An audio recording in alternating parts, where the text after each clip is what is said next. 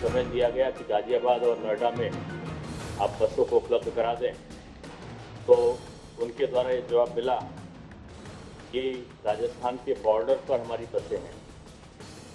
और जब देखा गया तो पता चला कि ये बसें राजस्थान सरकार की बसें हैं। ये हो रहा है, वो हो रहा है, हम बसें हमारी पहुंच गई हैं। कल 4 बजे से हमारी बसें बॉर्डर पे खड़ी थी। उनको आगे परमिट यूपी के, जहाँ पे उन्होंने कहा था कि यहाँ पे हमें गाजियाबाद और नोएडा में 2 पॉइंट्स दिए थे, यहाँ तक पहुँचाइए, वहाँ जाने का परमिट ही नहीं दे रहे हैं यूपी के अंदर। पहले तो अपने वहाँ उत्तर भारतीय जितने हमारे उत्तर प्रदेश के लोग हैं, राजस्थान सरकार उनको बसों में ला के गंतव्य पे हमारे यहाँ तक भिजवावे। खाली बसें हमारे वहाँ भेज रहे हैं, जो श्रमिक उनके वहाँ भूखे मर रहे हैं, भूखे तड़प रहे हैं बेचारे, तो उनके भोजन की व्यवस्था करें और उनको लाने के यहाँ पर छोड़ने की व्यवस्था करें। हमारी बसें वहाँ पे 4 बजे तक खड़ी हैं। आपको इस्तेमाल करनी है तो आप हमें परमिट दीजिए, अनुमति दीजिए कि हम उनका संचालन कर सकें। अगर आपको नहीं इस्तेमाल करनी है तो भी कोई बात नहीं, हम उनको वापस भेज देंगे। आपदा के वक्त इस प्रकार का घिनौना मजाक शायद इससे पहले कोई राजनीतिक दल, इतना बड़ा राजनीतिक दल ने कभी नहीं किया होगा कि सूची दें और सूची के बाद एक सरकार की बसों की सूची निकले और उस सरकार की बसों की सूची में से 460 यानी करीब आधी बसें फर्जी निकल जाएं। अब अगर ये बसें चली होती तो कल 36,000 और आज 36,000 लोग अपने घर के लिए सही सलामत सुरक्षापूर्ण रवाना हो जाते। लेकिन हम इस राजनीतिक सिलसिले में उलझे रहे। उन्होंने कहा कि लिस्ट गलत है, कुछ ये हो रहा है, वो हो रहा है। हम बसें हमारी पहुंच गई हैं। हमारे यहाँ गाजियाबाद में कल तकरीबन 15,000 लोग गए हैं। 6 ट्रेनें गई हैं और बाकी बसों में गए। वो बसें जो प्रियंका गांधी ने दी वो नहीं, वो बसें जो उत्तर प्रदेश सरकार ने दी उसके अंदर। प्रियंका गांधी की बस तो आई नहीं है अभी तक। गाजियाबाद में कोई बस नहीं आई, कहाँ पर है मुझे नहीं पता।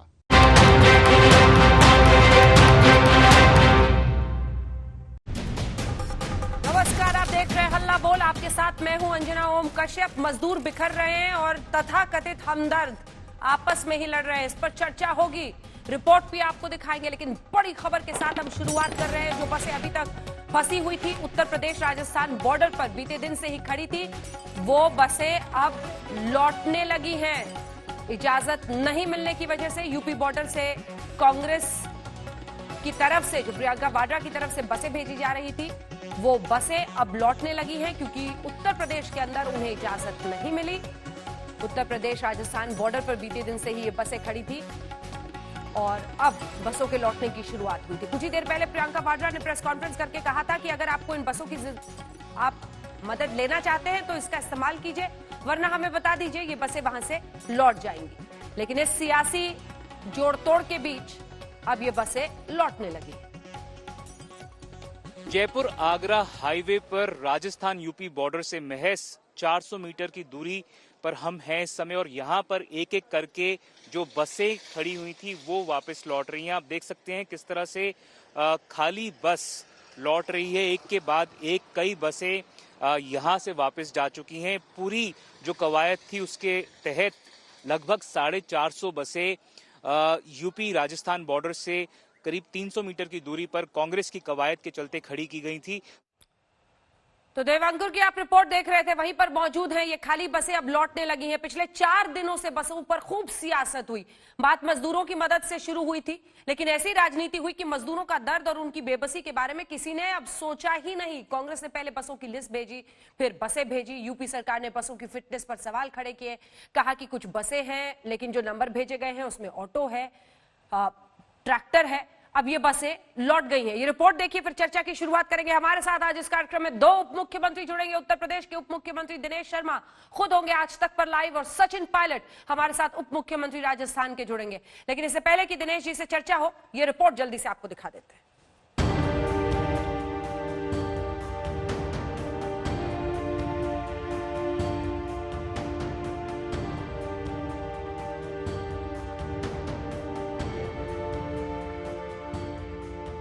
मजदूर की लाचारी ना हुई, सियासत की सवारी हो गई।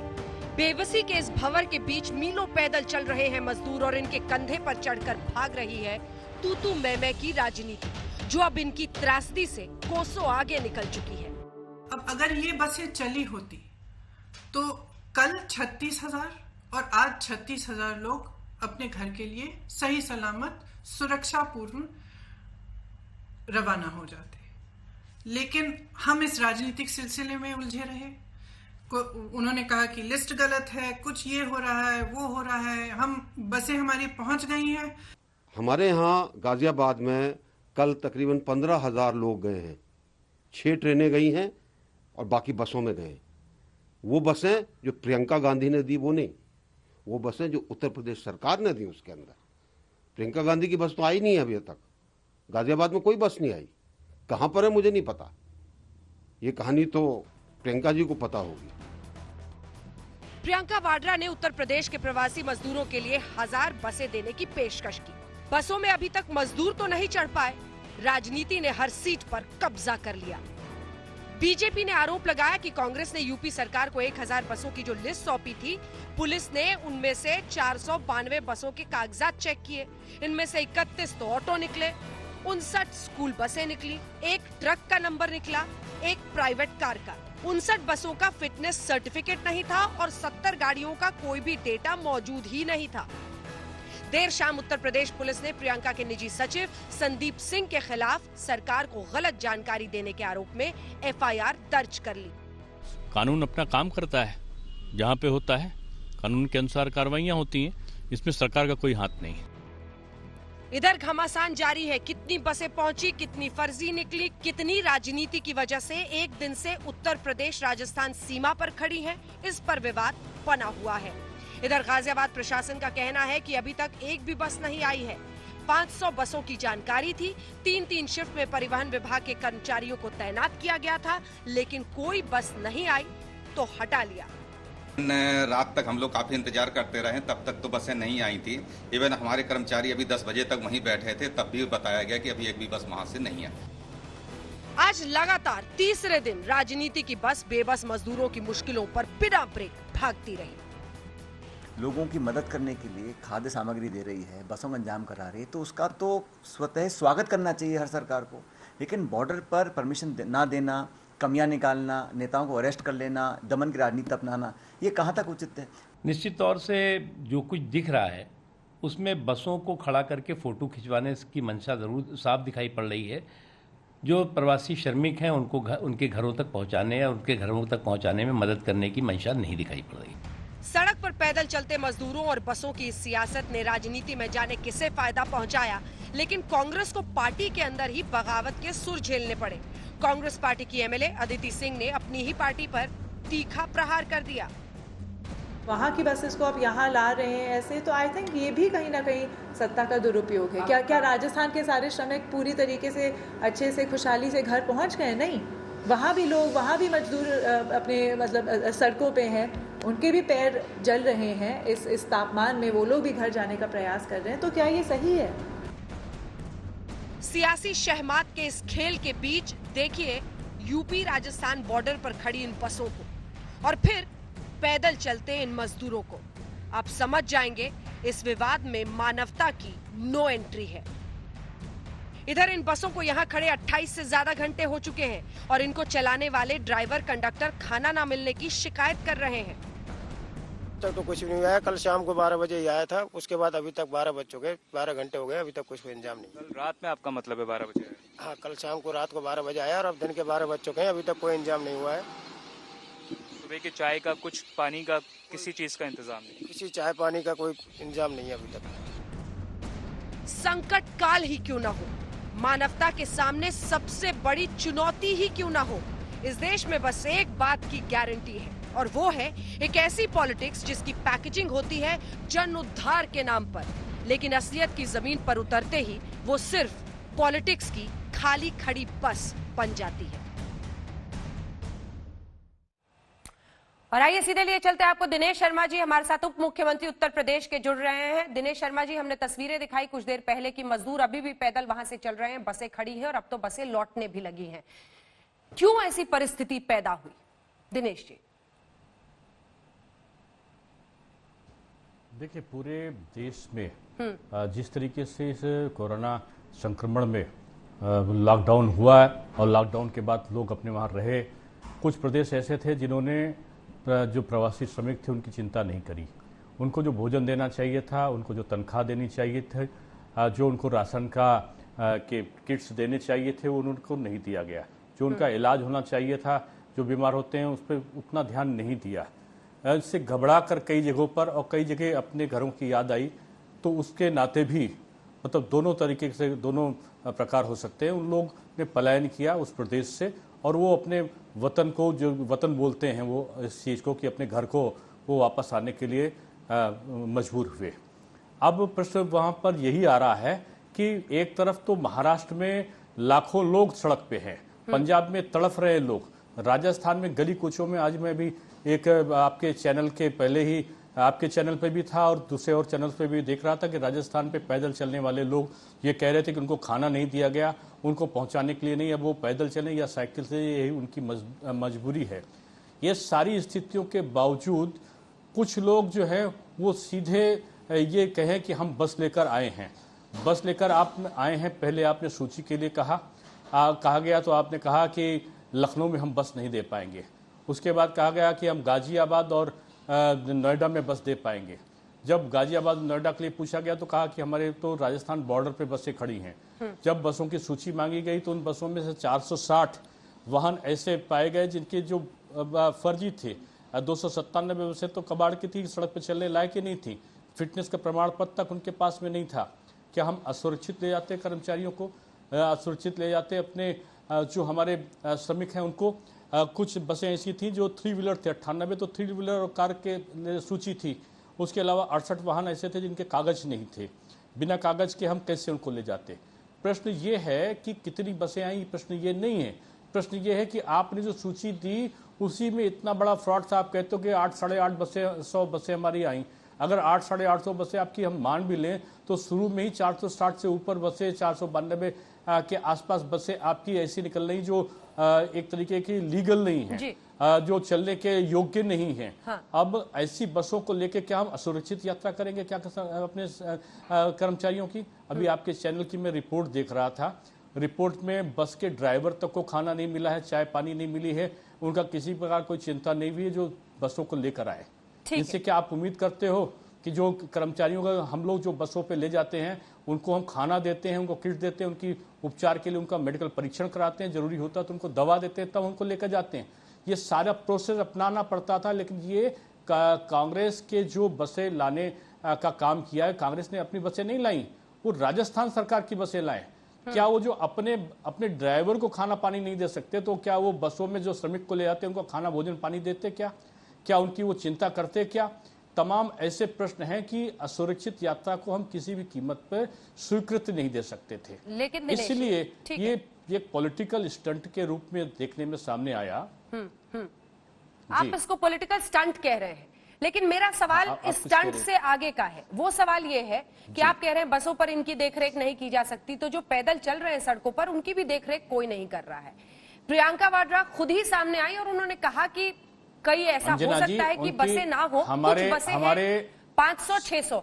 एक सवाल सर जो कि सामान्य विवेक की वजह से हर कोई पूछ रहा है वो ये कि चलिए 300-400 फर्जी था, जो भी था, अगर 500 बसें भी खड़ी थी, उनमें मजदूर इस वक्त घर लौट रहे होते तो क्या भला नहीं होता उनका? इसको रोकने की जवाबदेही किसकी होगी? अंजना जी, आपको मैं इस प्रश्न का उत्तर अभी दे के चुका हूं कि वो एक असुरक्षित यात्रा कैसे करने की अनुमति दें अपने प्रदेश में? कैसे हम दे सकते हैं उनको असुरक्षित यात्रा की अनुमति? क्योंकि वो खुद से जिन बसों से आए हुए हैं वो कांग्रेस की अपनी बसें नहीं, वो सरकारी बसें हैं और सरकारी बसों में सरकार ने गारंटी नहीं ली है कि हम इनको लेकर जाएंगे। और उन्होंने किसी प्रकार की और व्यवस्था जो बसों में प्रवासी प्रवासी यात्रियों को ले जाने के लिए होती हैं उनको उन्होंने नहीं किया है। उन्होंने केवल हर पॉइंट पे कि पहले चिट्ठी लिखी, चिट्ठी लिखने से पहले ही मीडिया को उन्होंने दे दिया, फिर दूसरी चिट्ठी लिखी, उससे पहले ही मीडिया को उन्होंने देने के बाद उन्होंने कहा कि हम लखनऊ नहीं आ सकते, हम गाजियाबाद और नोएडा आएंगे, वहां पर भी नहीं पहुंचे। उसके बाद कहा कि हम आगरा आएंगे। अब इस प्रकार की स्टंटबाजी में जब उनकी तीसरी जब उनसे सूची पूरी मांगी गई तो पता चला कि पूरे दिन का निरीक्षण करने के बाद 460 बसें ऐसी थी जो जाने योग्य नहीं थी। तो ऐसे में हम रिस्क कैसे उठा सकते हैं? हम अपने श्रमिकों की जान से खिलवाड़ नहीं कर सकते। हम श्रमिकों की सुरक्षा के लिए, उनकी सुरक्षित यात्रा के लिए प्रतिबद्ध हैं। हम सरकार हैं, हम कोई निजी व्यक्ति नहीं हैं कि हम निजी व्यक्ति घोषणा कर दें और फोटो खिंचा के एक मीडिया का ट्रायल ले लें और ट्रायल लेने के बाद अपनी बात से मुकर जाएं। हर बिंदु पर अपनी बात से मुकरना ये एक शुमार बन चुका है ऐसे लोगों का जो बस को ले जाने की बात कर रहे हैं। आप देखो कि राजस्थान सरकार अगर इतनी हितचिंतक थी, हाँ। तो मेरा प्रश्न उनसे है और आपके माध्यम से प्रश्न है कि अगर इतनी शुभचिंतक थी तो राजस्थान की गलियों में आज सारे चैनल से दिखाया है कि लोग टहल रहे हैं और उनको जाने के लिए उनके पास में साधन संसाधन नहीं है। हम माला लेकर हाथ में खड़े होंगे कि आदरणीय सचिन पायलट जी आवे, आदरणीय अशोक गहलोत जी आवे, उनका स्वागत करेंगे। अगर वो हमारे जो राजस्थान में टहलने वाले श्रमिक हैं उनको बसों से लाकर बॉर्डर पे हमसे बात करें, हम दोनों विचारों का आदान प्रदान करके, अपनी सूचियों का आदान प्रदान करके उनको बॉर्डर पर उनका स्वागत करेंगे। अगर उनको इतनी उनके पास साधन संसाधन ज्यादा हो गए हैं तो पंजाब जाके हमारे श्रमिकों को ले आए, जहां पर वहां के मुख्यमंत्री अमरिंदर सिंह जी उनको भोजन नहीं दे पा रहे, उनकी चिंता नहीं कर पा रहे हैं। महाराष्ट्र में जाकर देखें जो संक्रमण फैलता जा रहा है, भयावह स्थिति जहां पर हो गई है। ये काम आप करते नहीं है। आप एक पॉलिटिकल जो वेटेज के लिए आप कांग्रेस की प्राइवेट प्रॉपर्टी बन जाते हैं। आप सरकार हैं, आप प्राइवेट प्रॉपर्टी नहीं है। आप अगर प्राइवेट प्रॉपर्टी बन के कोई काम करना चाहते हैं तो हम बस किसकी है, हम किससे बात करेंगे? हम बस प्रियंका गांधी जी की नहीं है, बस कांग्रेस पार्टी की नहीं है, बस राजस्थान सरकार की है। राजस्थान सरकार ने किसी प्रकार का कोई आवेदन नहीं किया है, राजस्थान सरकार ने कोई लीगल प्रोसेस को अडॉप्ट नहीं किया है, इसलिए हम बस का प्रश्न कहां से आता है? तो कुछ ही देर में सचिन जी मेरे साथ होंगे, मैं उनसे ये सवाल आपका जरूर पूछूंगी। लेकिन अब जो समझ में आ रहा है दिनेश जी वो यही कि क्या प्रियंका वाड्रा की जगह अगर अशोक गहलोत आपको 1000 बसों का ऑफर देते तो आप स्वीकार लेते? नहीं, हमें जरूरत होगी उनकी, हम 1000 नहीं 2000 बसें स्वीकार करेंगे। हमें जरूरत होगी, हमारे पास, आपको अंजना जी जान के खुशी होगी कि उत्तर प्रदेश सरकार ने पूरे भारतवर्ष में सबसे ज्यादा साधन संसाधनों को इकट्ठा किया है और उसका प्रयोग हम कर रहे हैं। हम 1000 से ऊपर ट्रेनों को उत्तर प्रदेश में चला रहे हैं। कोई राज्य नहीं, राजस्थान भी सैकड़ा पार नहीं कर पाया है। हम 27,000 बसों को चला के और श्रमिकों को लाने का काम कर रहे हैं। हम 6.5 लाख बसों के द्वारा 10 लाख हम ट्रेन के माध्यम से अपने श्रमिकों को लेकर आए हैं। उनको क्वारंटीन कराया है, उनकी मेडिकल चेकअप कराया है, उनकी स्केलिंग कराई है कि भविष्य में उनको हम रोजगार दे सकें, इसके लिए उनकी स्केलिंग कराई है। ये हमारे मुख्यमंत्री का जो विजन है वो ये नहीं है कि केवल हम उनको लाकर उनके घरों में छोड़ दें। उनका विजन यही है कि उनको हम भोजन दें, उनको भोजन के किट्स दें। किट्स देने के बाद में उनके नाम को अलग से दर्ज करके कि वो कौन सा किस क्षेत्र में जाना चाहते हैं काम करने के लिए, उनको हम दर्ज करते हैं, उनकी स्केलिंग कराते हैं और कि भविष्य में जब क्वारंटीन का 14 दिन का उनका समय पूरा हो जाए तो उसके बाद हम किस रोजगार में उनको एडॉप्ट करा सकते हैं, इसकी सारी व्यवस्था हमने करी है। इसलिए ये एक प्रोसेस के तहत हम श्रमिकों को लाने का काम कर रहे हैं। अब ये इतने ज्यादा अगर इनके पास हो गए हैं तो राजस्थान के श्रमिकों के लिए आवे, ये पंजाब के लिए आवे, ये महाराष्ट्र के लिए, हमको कोई आपत्ति नहीं है। लेकिन राजस्थान सरकार अपनी बसों को प्राइवेट व्यक्तियों को दे देता है। कितनी हास्यास्पद स्थिति है कि वो एक व्यक्ति के को सरकार बना देता है। सरकार कांग्रेस पार्टी सरकार नहीं है। मैं बार बार इसको रिपीट करता हूँ, प्रियंका गांधी जी सरकार नहीं, आप कहती बसें ले आओ। हम उनसे बसें किसकी जिम्मेदारी पे लाएंगे? कौन जिम्मेदारी लेगा? पहले उन्हें लगा था कि आप लोग स्वीकारेंगे ही नहीं मदद, इसीलिए तैयारी नहीं थी बसों की और बाद में राजस्थान सरकार की बसें ली। क्या कह रहे हैं आप? ये अगर अंतर्यामी है, इस प्रकार की बातें सोच ले रहे हैं तो इनका दुखद है। अगर हमको स्वीकारना नहीं होता तो हम लिस्ट नहीं मांगते। हमने लिस्ट मांगा था, ये समझिए कि कांग्रेस अपनी बसों को देने जा रही है, उसकी जिम्मेदारी लेगी। लेकिन जिम्मेदारी कहां कांग्रेस ले सकती है? सरकार की बसें हैं राजस्थान सरकार की और जिम्मेदारी कांग्रेस कैसे ले सकती है? जिम्मेदारी राजस्थान सरकार लेती और राजस्थान सरकार लेती तो एक प्रोसेस को अडॉप्ट करती, जो एक सरकार को दूसरे सरकार के साथ प्रोसीजर को अडॉप्ट करना चाहिए। क्या प्रोसीजर को अडॉप्ट किया क्या राजस्थान सरकार ने? राजस्थान सरकार ने एक बार भी कहा कि हम अपने बसों को आपको देना चाहते हैं? क्या उत्तर प्रदेश सरकार ने उनसे बसों को मांगा? हमारे काम में अड़ंगा डालना, हम जो अच्छा काम हमारे योगी आदित्यनाथ जी पूरी तरीके से पूरे भारतवर्ष में उनके काम की चर्चा है इस समय कि योगी जी के नेतृत्व में किस तरीके से कोरोना संक्रमण का जो जंग है उसको लड़ा गया है। इस पूरी जंग को वो लड़ रहे हैं पूरे समय 24 घंटे रह के अपने पिताजी के क्रेमेशन तक में नहीं जाते, हम जाते हैं।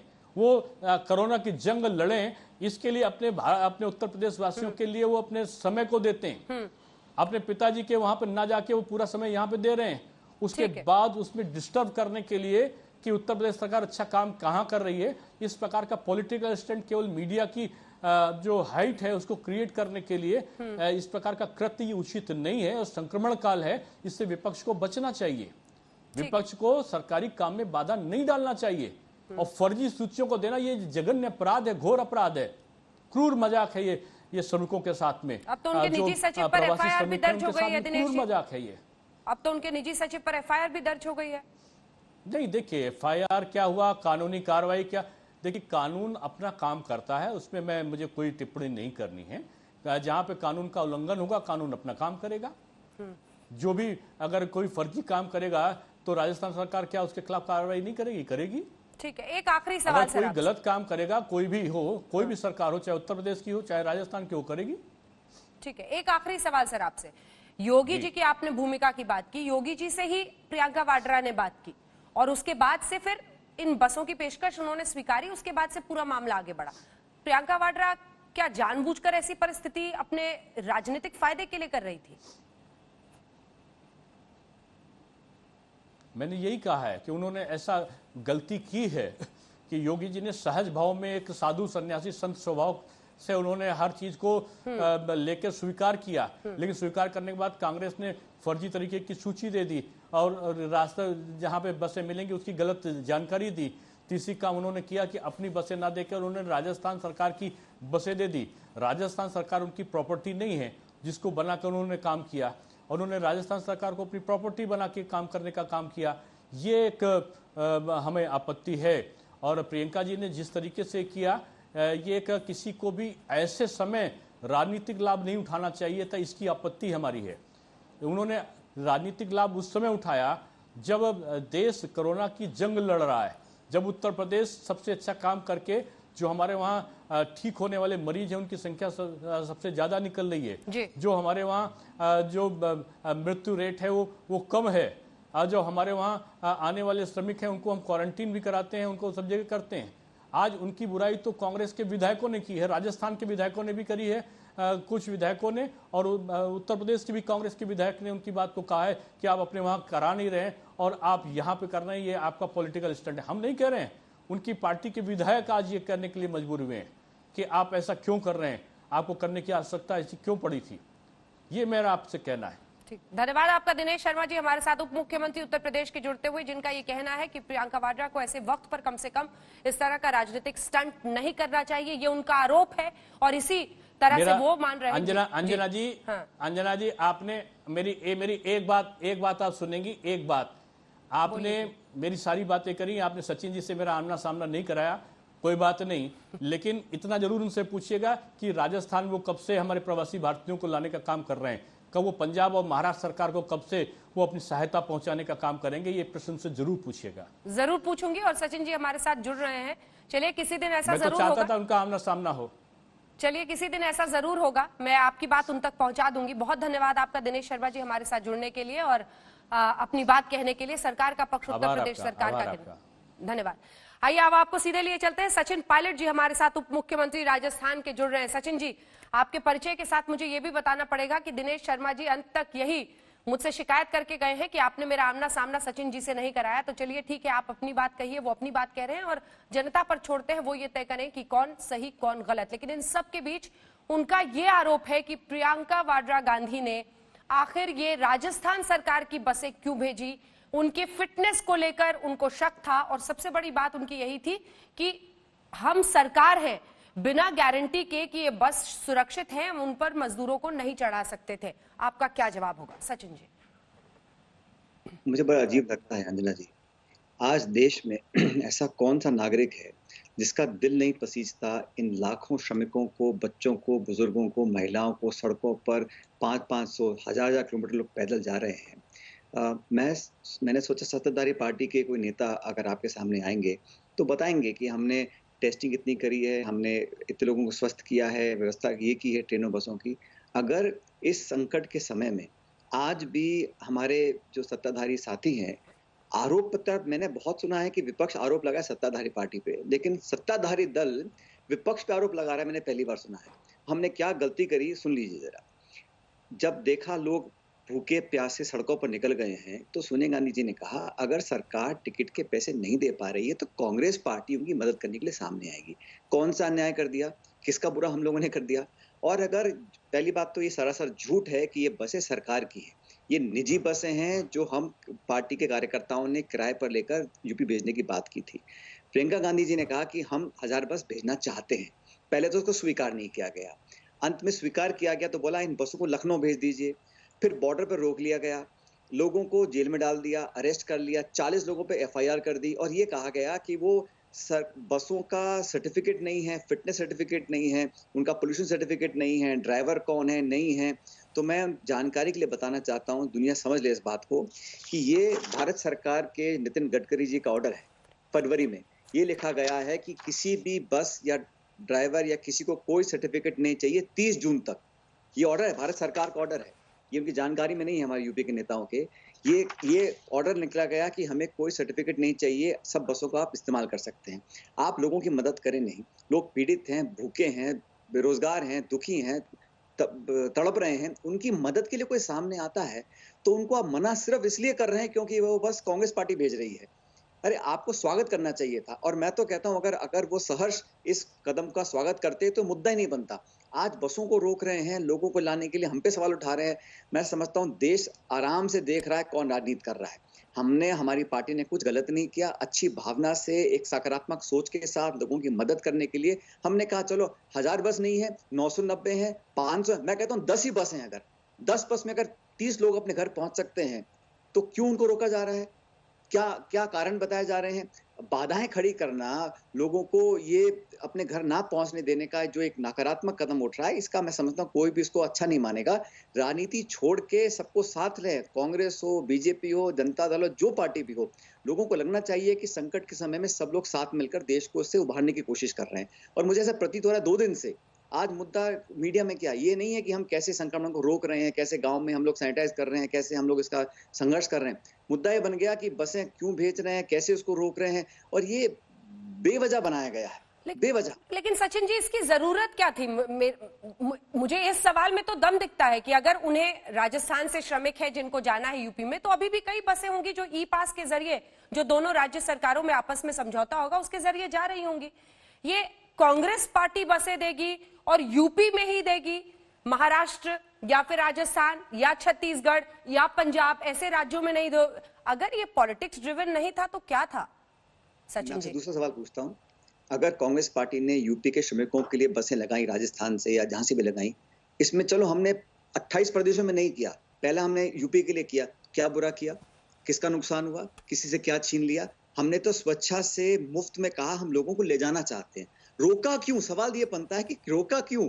किस विवेक से, किस कानूनी प्रावधान में बाधाएं बनाकर, कानूनी अड़चन दिखाकर? और ये फिटनेस की बात कर रहे हैं, किसी का सर्टिफिकेट नहीं है, गाड़ी का पोल्यूशन सर्टिफिकेट नहीं है, खुद उनकी सरकार, केंद्रीय सरकार कह रही है कि कोई जरूरत नहीं है 30 जून तक आप सब गाड़ियों का यूज करिए क्योंकि लोग अपने घर जाना चाहते हैं। दूसरी बात यह है कि भारत सरकार ने एक भी देशव्यापी माइग्रेंट लेबर्स की समस्या का समाधान करने के लिए कोई पॉलिसी नहीं बनाई।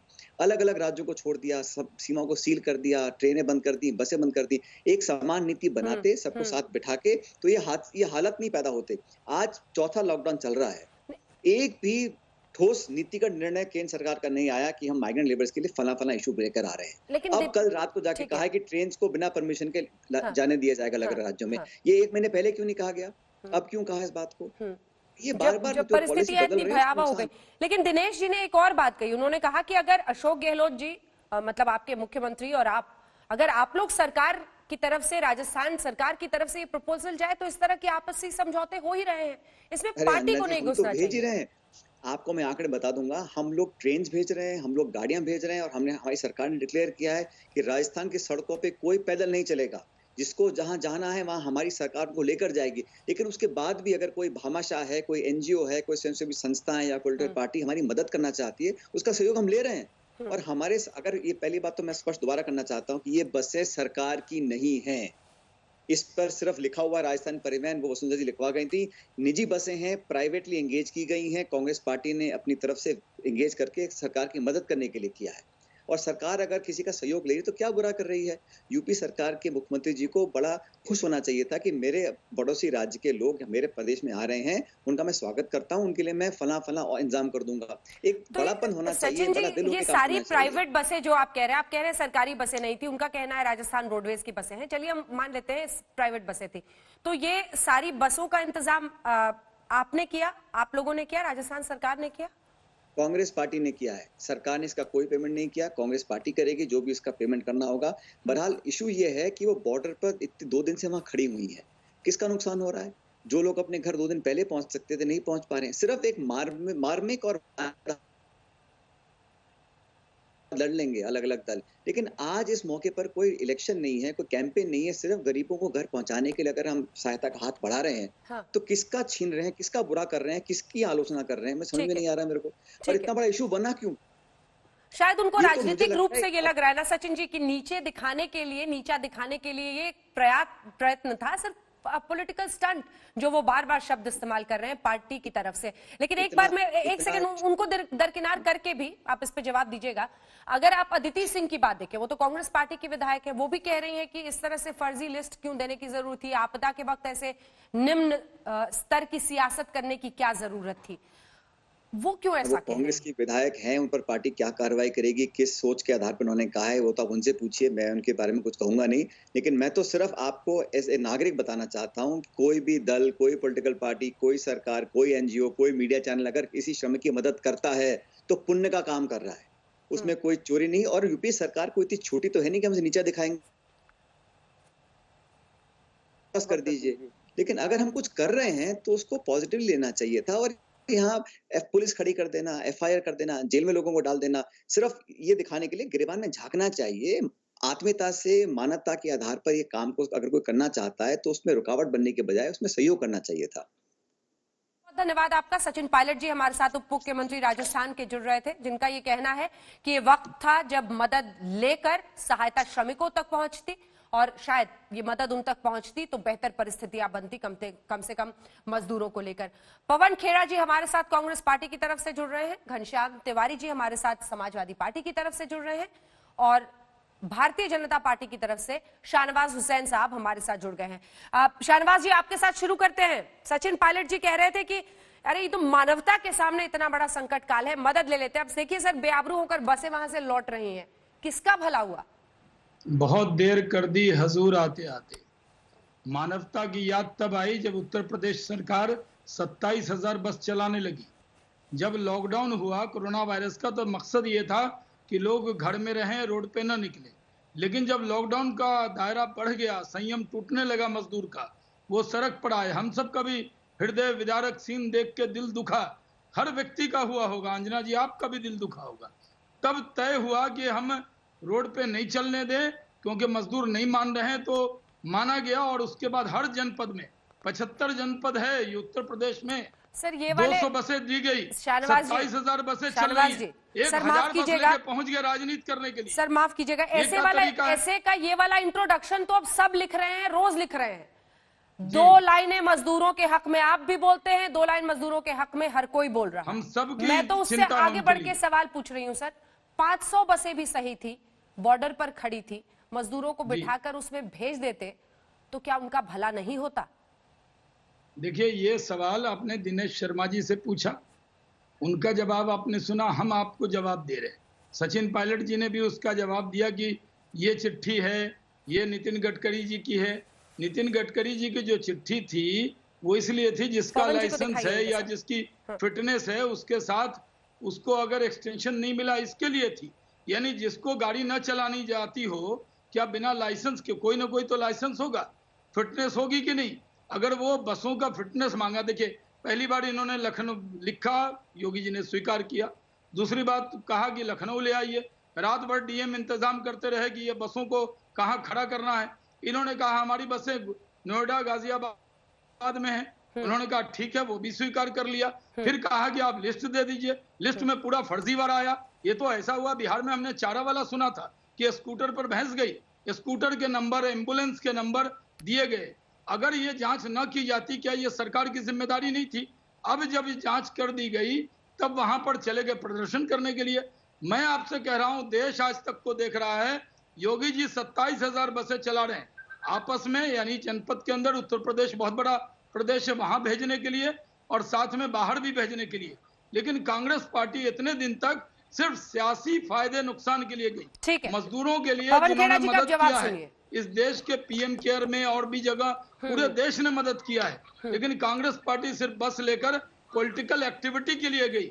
उनके दिल में अगर मजदूरों के लिए दर्द होता तो इस तरह की हरकत नहीं करते वो। ठीक है, कि कोई भी नंबर डाल देते, कोई भी नंबर नहीं डाल देते अगर मजदूरों के लिए हमदर्द होते आप तो। पवन खेड़ा जी, सिर्फ पार्टी सियासी फायदा उठाने के लिए योगी आदित्यनाथ को ये लिस्ट भेज रही थी।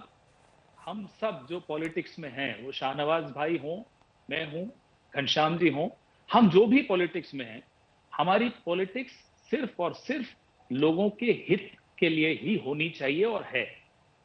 तो ये आरोप लगाना कि आप लोगों के नाम पर राजनीति कर रहे हो, जी हाँ, क्यों नहीं करें।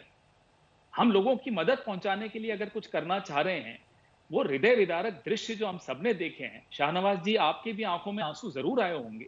और आपकी सरकारें क्या कर रही हैं, आज वो मौका नहीं है तू मैं करने का। लाशों को ट्रकों में पॉलिथीन में लपेट कर बर्फ की सिल्ली पर डंप करके, ये शब्द आप ही लोग यूज करते हैं, मैं नहीं करता, भेजे जा रहे हो। और सड़क पर आपने सुप्रीम कोर्ट में कहा कि कोई माइग्रेंट लेबर चल ही नहीं रहा हो। प्रधानमंत्री जी आकर, और वो बड़े अच्छे वक्ता माने जाते हैं और हैं भी, प्रधानमंत्री जी टीवी पर आकर कहते हैं 21 दिन की लड़ाई है, मजदूर उम्मीद में 21 दिन तक तो रुक गया कि चलो 21 दिन बाद शायद फिर से काम मिल जाएगा। प्रधानमंत्री जी को भी इस तरह से नहीं बोलना चाहिए 21 दिन की। आप 4 घंटे का समय देते हैं, 4 घंटे के अंदर लॉकडाउन हो जाएगा। न मजदूर को यह मालूम कि उसका कल का भोजन कहां से आएगा, क्या वो इस महीने का किराया अपनी खोली का दे पाएगा या नहीं दे पाएगा। ये सोच किसको करनी चाहिए थी? प्रधानमंत्री जी को करनी चाहिए थी। सरकार चला रहे हैं, कोई एनजीओ भी चलाता है तो वो भी ये सोच लेता है। आप तो सरकार चला रहे हैं। चलिए, आप में वो विजडम नहीं रही होगी, अनुभव है, फिर भी मान लिया कि नहीं रही होगी, अफसरों की सुन लेते। चलिए, आप अफसरों को अपने से छोटा मानते होंगे, हो सकता है छोटे हों, विपक्ष की सुन लेते। आपने हमारी कुछ सुझाव माने हैं, ये मैं इसमें मेरे को ये बात स्वीकार करनी चाहिए कि सोनिया गांधी जी ने जो पत्र लिखा, आपने वो कई बातें स्वीकार की। नरेगा वाली बात आपने स्वीकार की, ईएमआई वाली बातें आपने स्वीकार की, आरबीआई की जो आपने जो चेंज किया लिक्विडिटी फंड, वो आपने स्वीकार किया। आपने हमारी चिदम्बरम साहब की, जयराम रमेश जी की, सबकी बातें आपने स्वीकार की। तो अपना इसमें घमंड करने की तो कोई आवश्यकता नहीं थी। हमने कहा आपको बसें चाहिए, पहले तो हम इंतजार करते रहे, आपने कोई कुछ जवाब नहीं दिया। फिर बोला कि लखनऊ भेज दो। अरे साहब, आवश्यकता कहीं और है, लखनऊ क्या करेंगे बसें जाकर। फिटनेस की आप बात करते हैं, ये इसमें ड्राइविंग लाइसेंस भी लिखा हुआ है नितिन गडकरी जी के ऑर्डर में। 30 मार्च का ऑर्डर है। आप शाहनवाज जी, आपको मैं अभी व्हाट्सएप भी कर दिए देता हूं। इसमें लिखा हुआ अगर ड्राइविंग लाइसेंस भी एक्सपायर हो गया हो तो 30 जून तक। एक मिनट, बीच में नहीं प्लीज, बीच में नहीं बोलिएगा प्लीज। ये बात, ये मौके वो नहीं है कि हम एक दूसरे को नीचा दिखाएं। आज पूरा विश्व देख रहा है और हम भारत को नीचा नहीं होने देंगे, इसलिए हम एक दूसरे को नीचा नहीं दिखाएंगे। सुन लीजिए प्लीज। यही 3 अप्रैल को ऑर्डर उत्तर प्रदेश की शासन ने भी निकाला था, वो भी आपके पास भी होगा, आप तो पूरी तैयारी करके बैठते हैं। राजस्थान सरकार का भी ऑर्डर है, तमाम सरकारों का ऑर्डर है कि न फिटनेस न ड्राइविंग लाइसेंस अगर एक्सपायर भी हो गया हो तो 30 जून तक उसको हम माफ करेंगे, एग्जेम्प्टेड है, सब अलाउ करेंगे।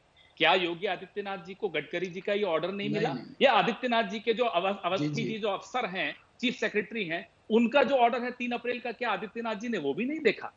अचानक फिटनेस, अरे कोई एक्सीडेंट भी हो जाता है सड़क पर शाहनवाज जी, तो लोग अस्पताल पहुंचाते हैं जिस वाहन में, क्या उसका पहले फिटनेस देखा जाता है? क्या ट्रंप के लिए जो आपने भीड़ इकट्ठी की थी गुजरात में, हर वाहन का पहले फिटनेस देखा था? ठूस कर जब आप वहां ले गए थे, गुजरात में रैली की थी ट्रंप को दिखाने के लिए, उसकी वजह से भी आज गुजरात में कोरोना कितना फैला हुआ है, चलिए वो कभी और बात करेंगे। क्या फिटनेस देखी थी अंजना जी? जवाब दीजिए। कम देखिए, रुकावटें मत डालिए। अजय, मैं अक्षर सवाल जवाब देता हूँ। शाहनवाज, फिर मैं आ रही हूँ घनश्याम जी आपके पास। मिले हैं, मैं इनको कहता हूँ। पहली बात तो ये, बिना फिटनेस के बस का मतलब बिना ब्रेक फेल वाली भी गाड़ी चला दें क्या खेरा साहब? फिटनेस का मतलब होता है जो बसें हैं उसमें वो देखना होता है।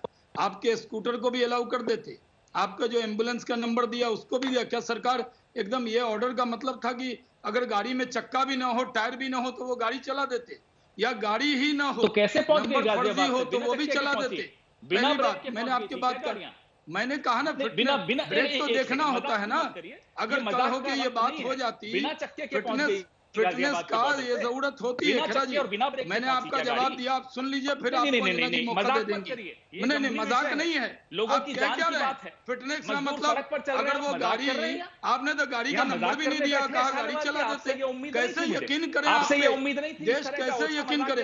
आप मेरी बात ये सुनिए, फिटनेस का मतलब क्या है? बिल्कुल गलत बात। अगर वो गाड़ी देखनी होगी कि नहीं, कि गाड़ी का ड्राइवर का लाइसेंस का क्या मतलब? क्या नितिन गडकरी जी की चिट्ठी में है कि अगर गाड़ी के ड्राइवर का लाइसेंस कभी बना ही नहीं है? मान लीजिए मैं कार चलाना नहीं जानता, या मैं ट्रक चलाना नहीं जानता, बस चलाना नहीं जानता, तो क्या मैं वो ट्रक बस चला सकता हूँ? ड्राइवर का पैमाना क्या होगा? मजदूरों गलत आपने वो चिट्ठी की गलत व्याख्या की, और जब मैंने बताया तो खेरा जी आप सुन नहीं रहे।